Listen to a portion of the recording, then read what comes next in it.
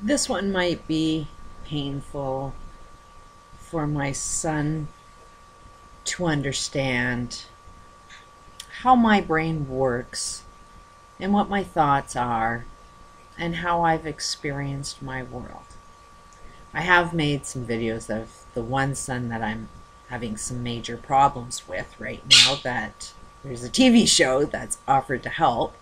This is my first son that I'm going to talk about. This was first a pregnancy that I was not myself. I knew the second he was conceived. There was no question in my mind I was pregnant. I knew it beyond a shadow of a doubt. I was pregnant.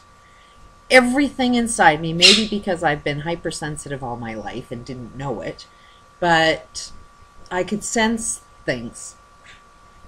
And this is one I sensed beyond doubt.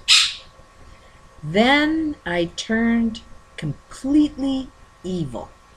I was a bitch from hell, which I'm sure my ex-husband lived our marriage out from the hell I created while I was pregnant with this first son.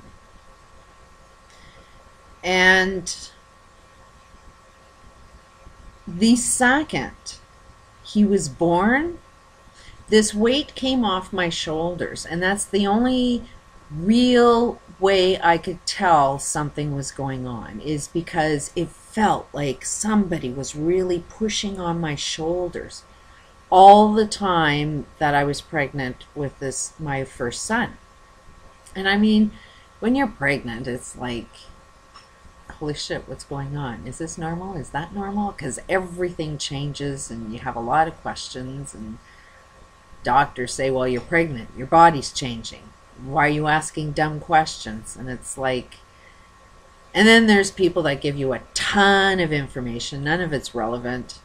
It more or less comes across as you don't know what the hell you're doing. So how we give advice to pregnant people is like traumatic, because it's the wildest experience, especially if it's your first one.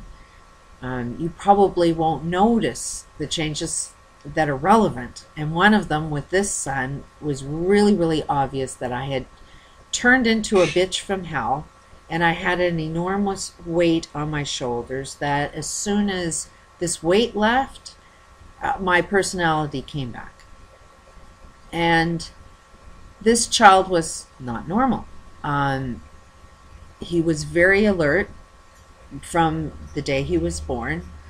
Very impressive baby. You know, didn't cry, could sit in a room with adults and look around and, you know, and focus on the person that's talking. His head would always turn, so he would really appear like he's engaged in the conversations.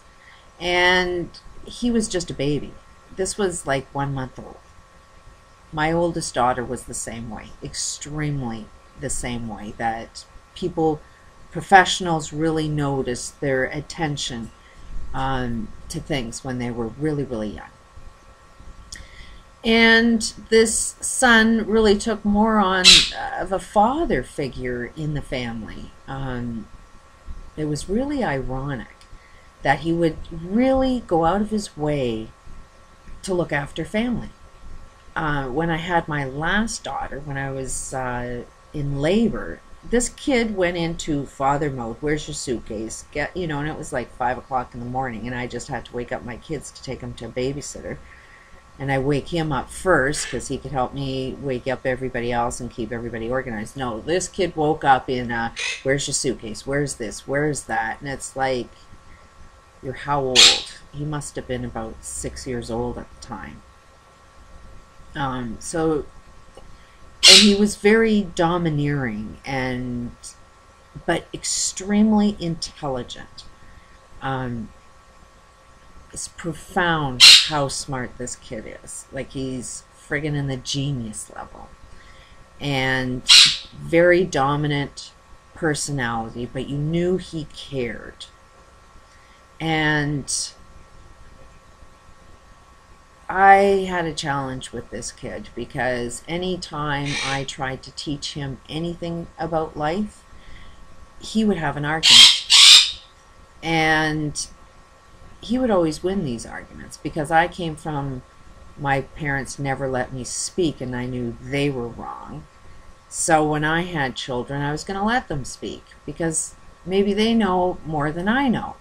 So I was always engaged in the conversation, and he was always smarter than me.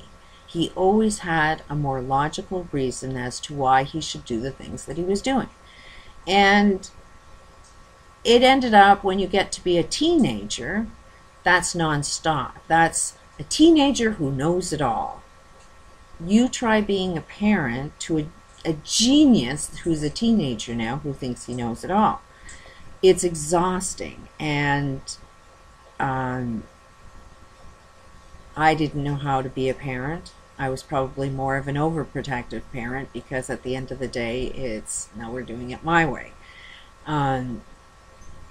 So I learned more how to be more of a patient parent after I had him as a son, because he challenged me. He really made me challenged. And there were times that one statement he said to me was, he regretted some of the action that he did. I don't know what it was. But then he said, "You're my mother. You should have taught me better. You have this responsibility that you should have taught me." And I said, "Well, look at who you are. You came up with why you wanted to do it, and you're always right." And, you know, but then he said, "But you're supposed to be smarter than me." So those words always, okay, that's my job. To be the mother to this child means I need to be smarter than him. And this kid's definitely smarter than me. Right off the get-go, he is smarter than me.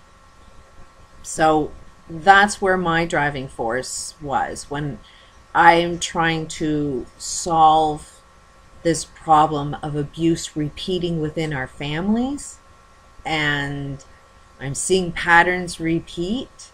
I wanted to study that because I'm seeing some behaviors that I kind of question of how we're repeating these patterns. And so I had to be smarter than this kid. The relationship that I have with this child, the lesson, the biggest lesson that I learned is somebody who is trying to control your life, somebody that loves you, could be your father, could be your husband, you know, could be your child, trying to control every single thing you do and say. They do it because they really do love you. I know my mother really, really loved me, and I didn't like all the things that she did.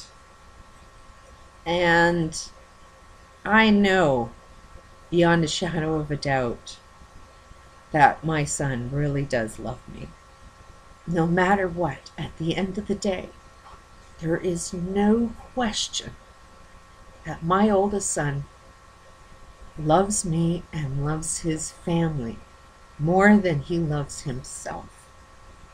He sacrifices himself all the time for family, but he appears really controlling, and he's really, really smart. So it's caused conflict in the family because there's so many things wrong, and this child has taken on the responsibility of trying to solve everybody's problems. In the meantime, the stress of trying to solve everybody's problems, he's stressing himself out. And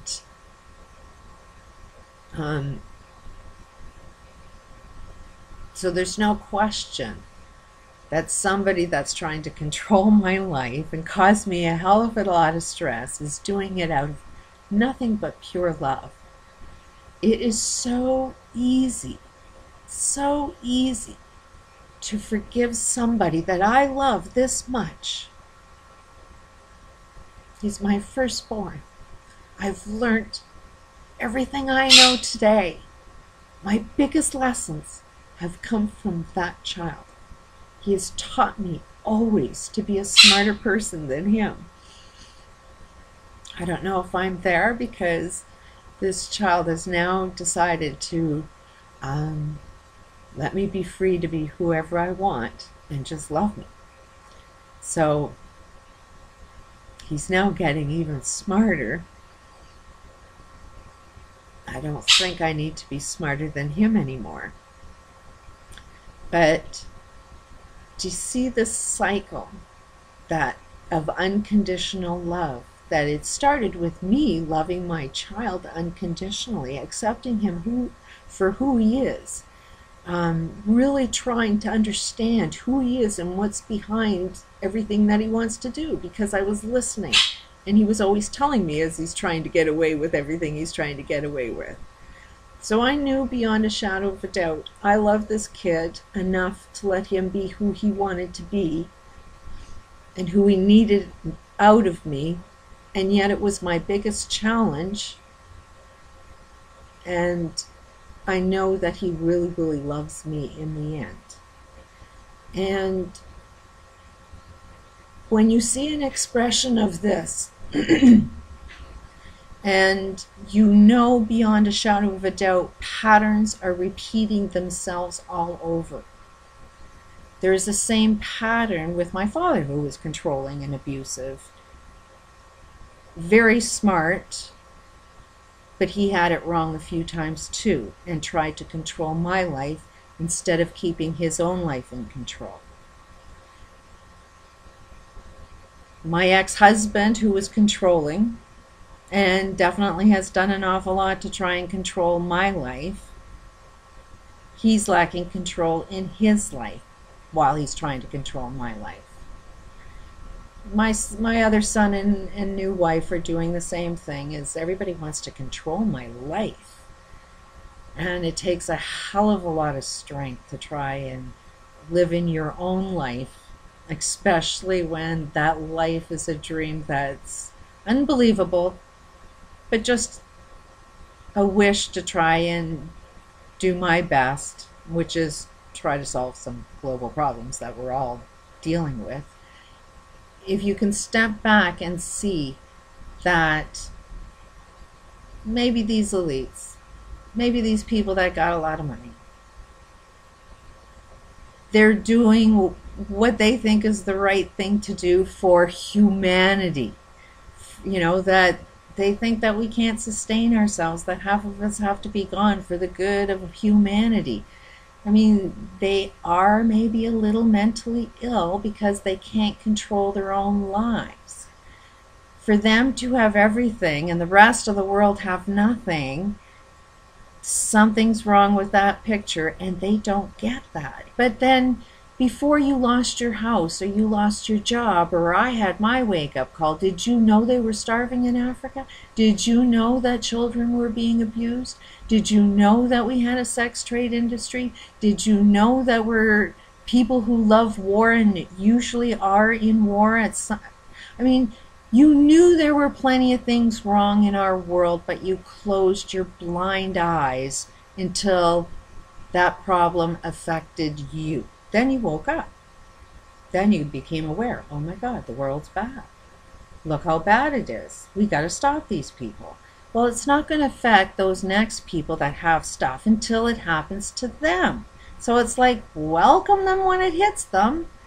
But eventually it's going to hit those on the top as well. And they just don't know any better. And the deal is that they don't control their lives and need to control somebody else's.